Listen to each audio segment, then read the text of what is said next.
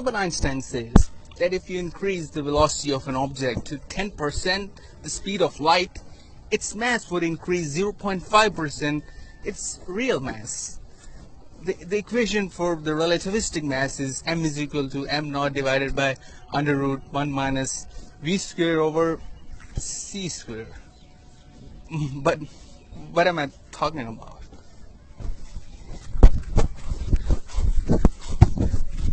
E is equal to mc squared. Energy is equal to mass into speed of light squared. This is the world's most famous equation, but the thing here is that not a lot of people actually know how this equation works. In 1905, Einstein presented his special theory of relativity, in which he said that laws of physics are going to remain constant for all non-accelerating observers, and the speed of light in a vacuum is going to remain same no matter what is the speed of the observer.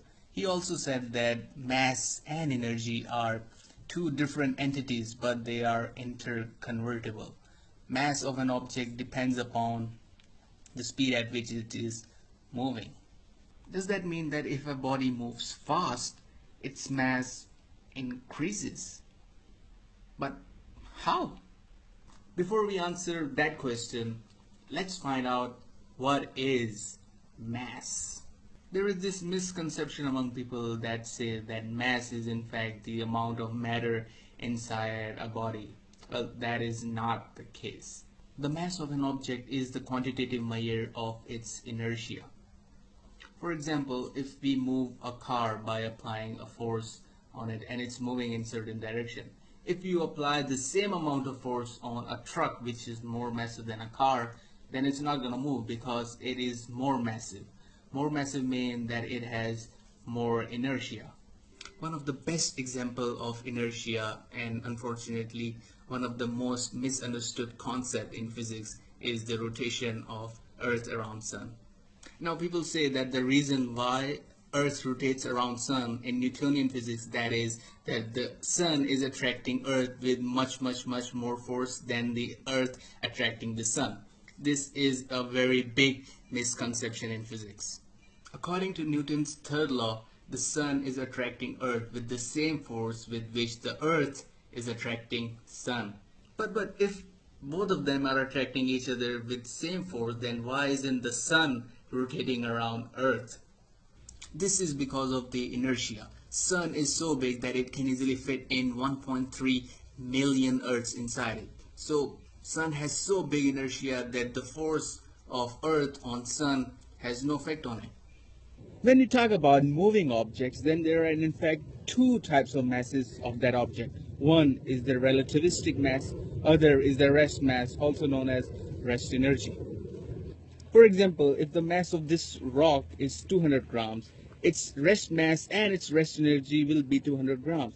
But when I start moving this object, I'm providing some kinetic energy to move this object. Then we measure its relativistic mass, which is rest energy plus the kinetic energy that I'm providing to move it. So the question is that in our daily routine, when we are riding on our motorcycles or we are driving our cars, and even the rotation of Earth is going on at some velocity and we are constantly moving. So does that mean that our mass is in fact constantly increasing? That is in fact a no, because the mass energy conservation only takes place with object approaching speed of light. Now let's show you how the mass of the object actually increases. The equation that we're going to use is of relativistic mass, which I explained at the start of the video, which is m is equal to m naught divided by under root 1 minus v square over c square. As you can see that the more the value of v approaches c, the more the value of the denominator approaches 0. As the denominator approaches 0, the value of relativistic mass approaches infinity. The mass of the object is 200 grams, that is 0.20 kg. At 10% the speed of light, the mass increases to 0.201. At 30%, 0.209. At 70%, 0.280.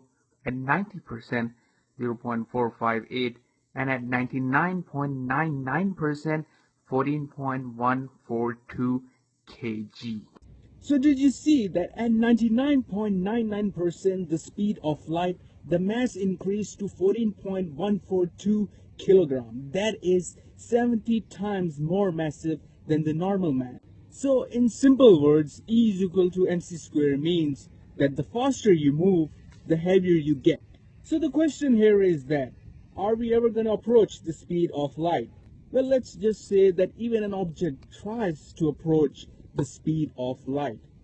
Would it have any effect on time? Let's just save it for another video. Till then, thank you so much for watching. Don't forget to like, share, and subscribe. And make sure you support us on patreon.com. And as always, thanks for watching.